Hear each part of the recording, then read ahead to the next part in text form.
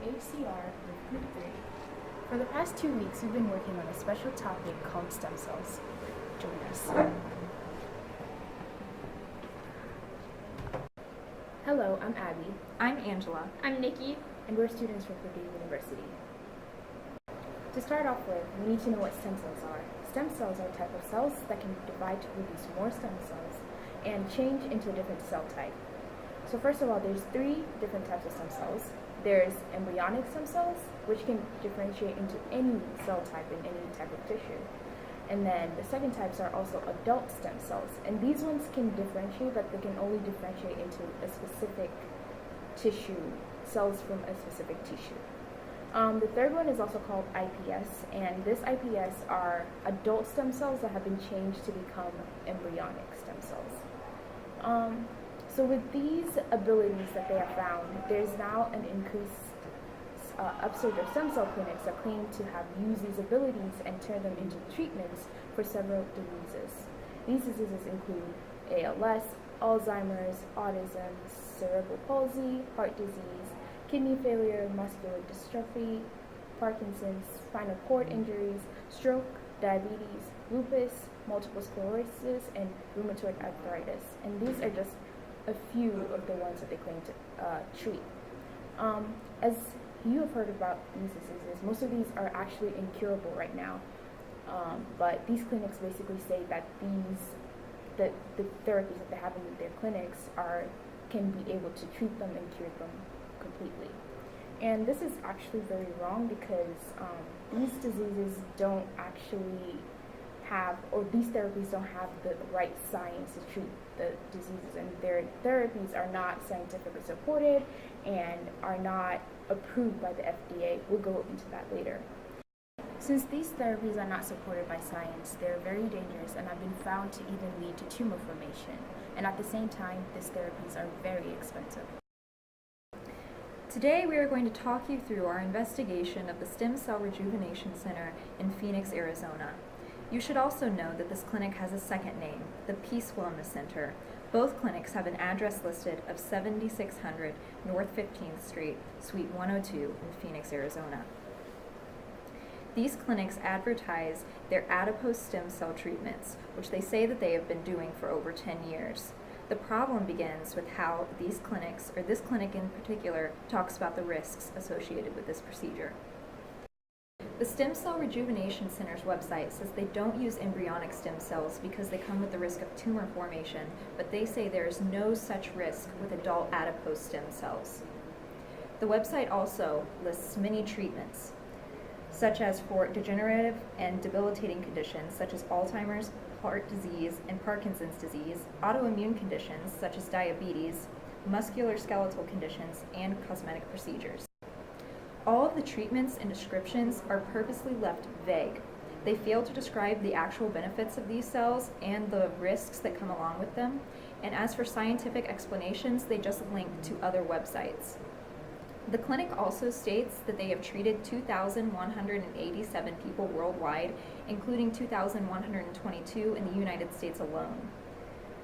As part of our investigation, we searched for board certifications for all of the employees at the Stem Cell Rejuvenation Center on certificationmatters.org. We found the following board certifications for each of the employees. Timothy Peace, none. Jamie Ewald, none.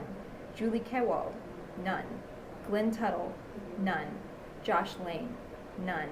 Jennifer Dorman, none. Josh Baker, none. Stan Jenkins, none. In fact, none of these so-called doctors held MDs, or medical doctorates. All of the employees listed as doctors actually held naturopathic medical doctorates, or NMDs. According to the Huffington Post, NMDs try to use natural methods, such as herbs and counseling, rather than proven modern methods. The Huffington Post also states that NMDs and their training is less demanding than that of an MD. They have less medical training than normal medical doctors.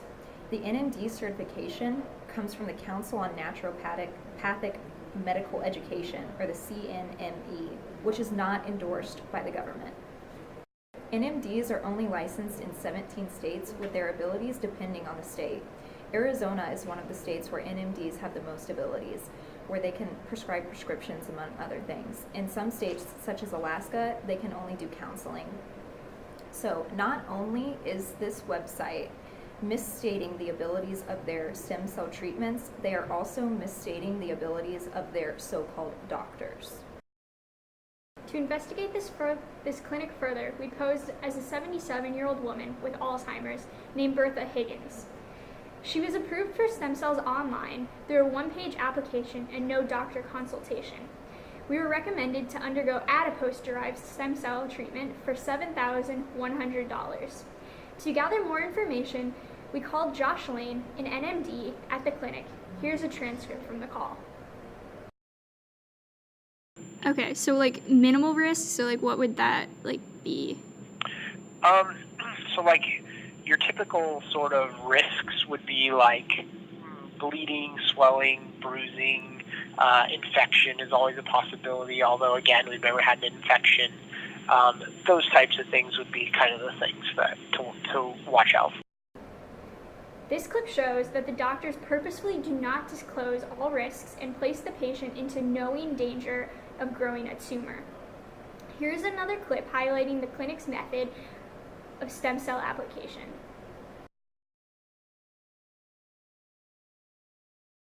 Okay, so what they'll do is they do a liposuction, and they take some fat from her, and then they pull the stem cells out of the fat, and they kind of concentrate those down and turn those on, and then they give them back to her in some different ways.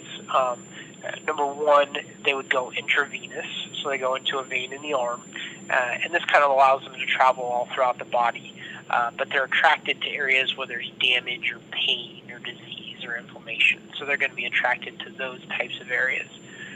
Number two, they do an intranasal administration, so that's a spray that we spray up the nose, and this allows the stem cells to get into the brain. Okay, so that is one way to get them into the brain to help with repairing some of the brain issues. Yeah. And then if there's another way, the doctor will kind of discuss it with her. She might want to do some intramuscular injection. This shows that the doctors have minimal knowledge of stem cells and that by injecting them into random areas of the body where they will most likely die and have no effect upon the actual disease, doctors put the patients into harm for no chance of improvement upon the disease. Here's another clip highlighting the procedure a normal patient would undergo at this clinic. It covers kind of what we just went over. So it's going to cover the consultation day. So that's the day where she comes in and meets with the doctor for a couple hours and kind of goes over everything with her. Mm-hmm. And then it's going to cover the procedure day. So that's that day I just described. The morning we'll do that fat extraction. During the day we'll do all the lab work. And then during the evening, afternoon, evening, we'll do the administration. And we'll usually finish up 6 or 7 in the evening. And that will cover that whole day. And then the doctor will also have a post-treatment plan that she gives to her. So that will be some different vitamins and supplements and things like that. It might be some different exercises or stretches or things to kind of get things going. This clip showed that the clinic does not provide any follow-up and that while the whole cure to Alzheimer's only takes 1 day, prescribing vitamins and stretches to help aid with the stem cells, which do not work. The government agency that oversees stem cells is the Food and Drug Administration, the FDA. If a therapy qualifies as a drug, 351, the FDA has the right to regulate it. So many of these clinics advertise their therapies as human cell products, 361, or say that it's within the doctor's scope of treatment.